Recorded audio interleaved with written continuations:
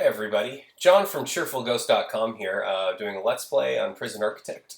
I wanted to show everybody my prison and talk a little bit about how I made it profitable and made it the prison that it is today. There's a little bug with Prison Architect that when you load up, your policy is not in effect. So, to show you a little bit about my policy, I don't get people in trouble for weapons, tools, or drugs. I just remove them from them. And I also don't get people in trouble for an escape attempt or destruction. I'll explain a little bit why later if I sort of remember to. But anyway, so this is my prison. From a high level, this is kind of what it looks like. I've just been basically, I started out 5 prisons when I first got the game trying to find one that would actually make money. That was successful and people didn't riot. I had some really unfortunate attempts at that. But now this one's actually pretty good. So it's grown over time. I start the front, around my prison, I put a fence around the whole thing. That's actually fairly inexpensive because fences are cheap, so I don't put any other kind of walls around there. Well, actually, I take that back. The reason why I do a fence around the outside is because if I had just the cell be the end and be the last bit there, and then I sort of just gated off these areas over here, basically if they could tunnel out and then escape. So basically they're going to have to tunnel really far to escape out, except for this direction, which I'm going to replace the fence there in a bit. Okay, so starting out here, got one door that leads in and out of my prison. I've got a fairly large kitchen, and as you can see, I've got prison labor rolling here. They're helping out with meals and stuff. I find that really useful. Got sort of the intake area here, got my yard, lots of phones, and I'll talk about why I've got lots of phones and lots of weight benches and stuff in a bit. Visitation room, got the laundry, cleaning cupboard for prison labor, and I've got 3 showers. And solitary here, I'll talk about why I've got 3 showers. Got a common room with a lot more phones and TVs. Oh, and as you can see, I've got 99 prisoners as well. Another laundry area here, and kennel for the new Alpha 14 update of dogs, which is a really great update. Then I've got cells, and then the moneymaker of the prison, which is my workshop. And as you can see, I've got a few bucks, 280,000 right now. Basically, they've got 2 workshop areas, and I'm pulling in about 15 to 20K a day, depending on sort of my throughput, basically. And then I've got cells. I put large windows in them, and it's basically your typical cell. Some of them are a little larger when I sort of didn't sort of space the area out properly. This was another workshop, but it didn't work out. It's just the AI was getting confused with the other workshop. People were ferrying stuff to and fro these areas. It was just it doesn't really make that much more money, so I shut it down. Okay, so some people on the site I've been having conversations with. This is a problem that I ran into when I first started, which is how do you keep your people happy? You make a prison, you have really good intentions, and then they start rioting all the time when they wake up, specifically.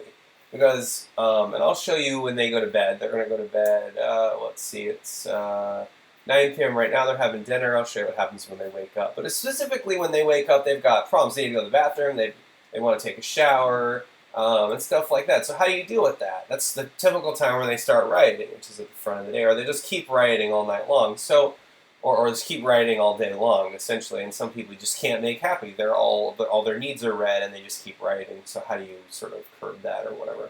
So it's a good question. The first thing that I start out doing is by having a regimen that stacks up pretty well. So as you can see, they whether or not they're sleepy or whatever, they'll actually wake up, just the AI, I believe, somewhere around 8 o'clock, 7 to 8. So basically, if I load the game, and one of the things I noticed is that if I load the game at like 4 a.m. and everybody's sleep meter's all the way down, everybody will get up and start wanting to walk and do things and stuff like that. So instead of having them in their cells, I'd make it free time, and then I'll actually just kind of on the fly kick in some work hours or whatever, if it's appropriate. But anyways, from 1 a.m. to 9 a.m. I've got free time. So when they get up, they've got 2 hours to take care of the stuff they want, their needs, basically. So I think that's a really good idea, giving them 2 hours of free time. One of the things that you're going to find out, and I'll show it to you sort of when they do it. So, well, I'll show it to you later. But anyways, I got 2 hours of free time when they wake up. Then immediately at 10 a.m. they got work, and then as you can see, I alternate between work and free time, and then I put in eating in there. Just 2 meals a day, I don't do more than that. And the reason why I alternate between work and free time is because I give them a chance to do what they want. Now, it definitely breaks up the work pace. I can make a lot more money if I sort of stack the work hours and gave them less free time. The problem is if they don't have time to take care of the stuff they want, like visit their families or work out, they're going to start rioting. Okay, you need to make sure that their needs are met, and I found a really good way, even with a large prison. As you can see, my needs are doing pretty good. Currently, they need to sleep. Some of them actually started if they don't have a job, which is totally fine. But the needs are pretty good. But when they wake up, their bowels, bladder, hygiene, blah blah blah, is all going to be a lot higher. And so, one of the things I found is that if in the morning, and I'll show you what'll happen when it comes around. I've got a few hours. Is basically in the morning, if a prisoner has like a bunch of needs like in the red, and let's say they want to take a shower, they want to call their family, and they want to they kind of want to sort of like work out or whatever. If they're training on one of the areas they can go to, so like, and I only have a limited amount of shower areas. So let's say one of the prisoners want to take a shower, but I've only got 10 shower slots and 30 prisoners want to take a shower. Well, they'll know that they can't actually go take a shower yet. And then if they'll be like, okay, well, they take their second care need, and they're like, okay, well, I want to go out and work out. And they can't because someone else is doing that because you have so many people. If there's enough things where they can't actually work on their needs, they'll start rioting. That's one of the reasons why they'll do that. So I had to build 3 showers with a lot of shower stalls because immediately a lot of prisoners in the morning, and you can see how much money I'm making here. I just made 21K in license plates, and okay, it's going away. So it's about a 36K day or whatever. Anyways, so you got to have enough showers for everybody in the morning. You've got enough. You've got to have enough phone booths in the morning so they can basically take care of their top 3 needs. And there's no like you need to have an open throughput there. If there's a wall there, like a artificial wall, like there's not enough showers for everybody, there's not enough this, there's not enough that, they'll start rioting because they know that they can't get their needs met. Eventually, the guards will come in, bust them up, and then they'll go to solitary and stuff like that, so their needs will get diverted, but they'll still have them when they get out. So basically, opening up enough area in your prison to give them enough stuff to meet their needs or whatever is basically what you need to do. I was finding that I was having a lot of riots in the morning. Well, I built a bigger shower, built more showers so everybody could go take the shower if they wanted to. They could do other stuff, and I had no problems at all.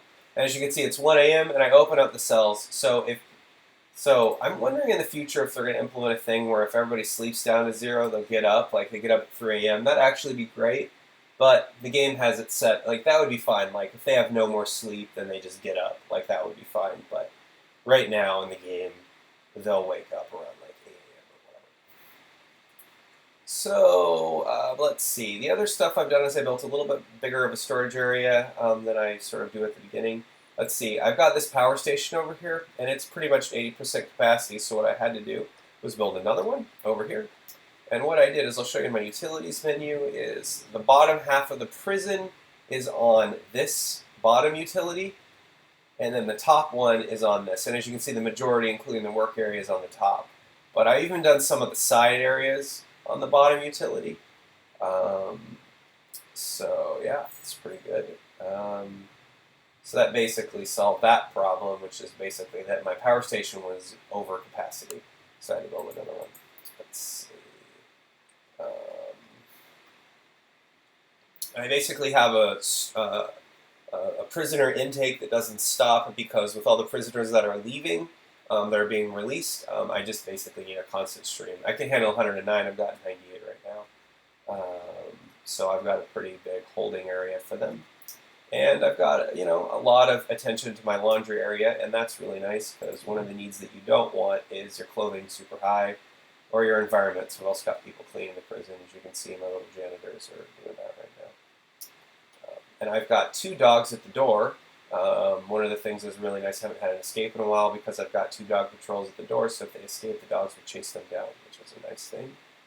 And I've got a few other dog patrols around, which was one of the really nice things at Alpha 14. The dogs will sniff out contraband.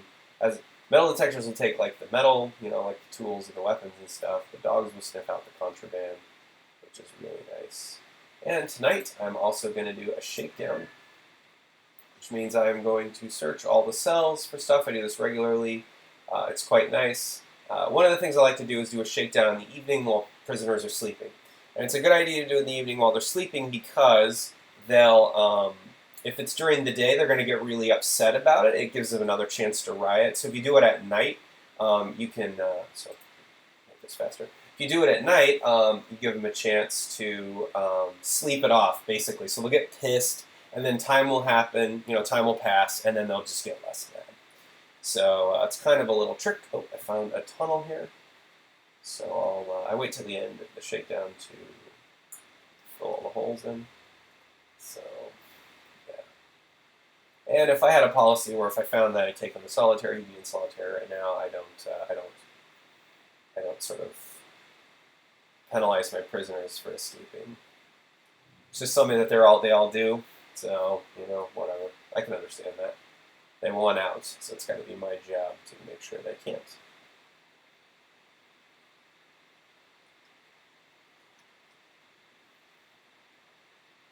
And I've got enough guards. This is usually pretty quick, too.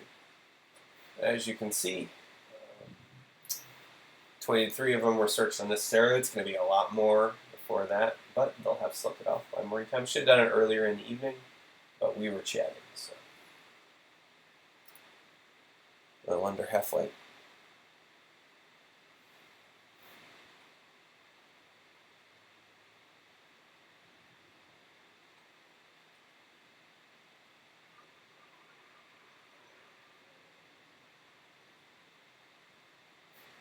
That was quite the shakedown. I don't know. It needs to take it a little easy, a little high strung, maybe. Right, so maybe I can fill in over here. Nope. So I will fill in this one. Okay. And this one.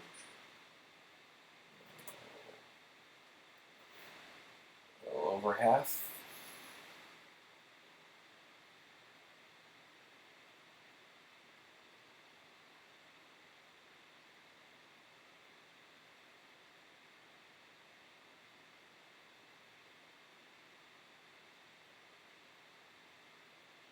They also added a new mechanic in Alpha 14, which allows you to sell your prison, but they'll ding you for bad things that happened. So one of the things is serious injuries, got dinged for that. Unsolved murders, got a ding for 3 of those, and then escapes, $1.1 million because of 19 escapes. Yeah, this is a map that I've had since I started playing the game, and I've made a few mistakes in terms of not so properly securing my prison. So I got a ding for that. I mean, my prison is wacky profitable, but because of all those, $1.4 million in negative valuations because of escapes, that's going to happen. So as you can see, I've got all these prisoners due for release. It's good I'm getting 14 in. So we're keeping pace, basically. Occasionally I'll get influx of like 30 prisoners or whatever. It's kind of nice. As you can see, the danger level is medium. They're going to wake up soon, so hopefully they kind of sort of shake that off.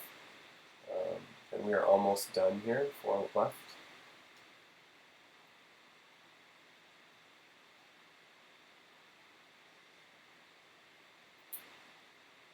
2 left. And we are done. Okay, and as you can see, the danger level is going down because they're sleeping it off. So like I say, shake down at night and do it towards the earlier part of when they're sleeping. They'll have way more time to shake it off. But again, like I say, we were talking. So okay, so when they wake up, they're going to immediately show you their needs here. They're going to immediately, they've got hygiene problems. Now, if there was a bottleneck and they all couldn't make it to the shower, they would start having a problem with that. But many of them are going to the bathroom first. But it's a requirement to have a toilet in the cell. If you had them all in a holding area, which is fine, they're fine that way. You just have to have enough toilets for everybody, or they'll riot because they don't have enough.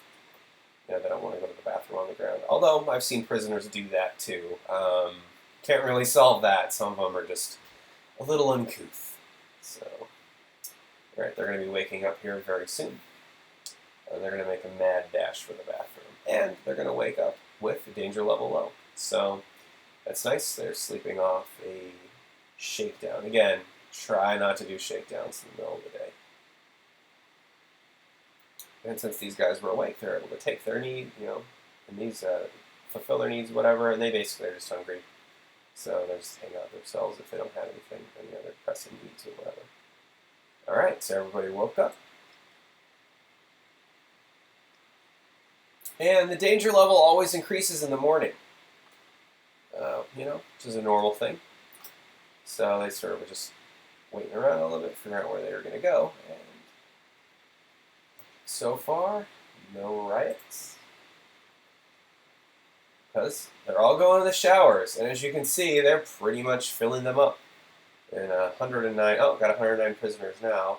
Oh, some people leaving, so I'm at 106 now. You need way a lot of stalls. And my first shower was this one, and I only had an area with maybe a few extras. This was the last one I added in, so I added a bunch of shower heads in one little area.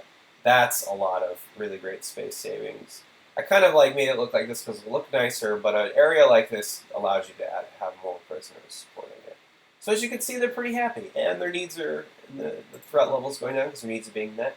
Now they're meeting with family, or they're making phone calls, and again, when you have a big prison, you've got a lot of people, so buying these extra things when you're a profitable prison isn't that much more, and it makes them a little bit happier because they can just, go do the things that they need. And that's really important. Because as you can see, I only have 20 guards for 104 prisoners, and that's completely fine. Now, if you had a prison where they're rioting all the time, you're going to need a lot more guards. So instead of hiring a lot more guards, I just buy a lot more stuff. And again, buying a lot of TVs and such is a one-time cost, So, minus the electricity, which doesn't have, as far as I'm concerned, I don't think that factors into your expenses, which it does not. So that's good. So yeah, that's one of the ways that I take down sort of the rioting problems, which is by, if I've got a big prison, not having any bottlenecks to the prisoners' needs at all. And I've got, and so far, Visitation Room with 6 tables has been plenty, but I probably should think about extending that. And I've got, area over here I could probably do that in too. So anyways, so this is my first really successful prison, minus the 19 escapes. But hey, guys gotta learn. So thank you guys for watching, and my name's John Dotson. I'm on cheerfulghost.com, and this has been sort of a Let's Play of Prison Architect Alpha 14 on my map. It's doing pretty good, I just keep adding a little bit here and there, and it's been pretty good. So thanks for watching, guys. Have a great day.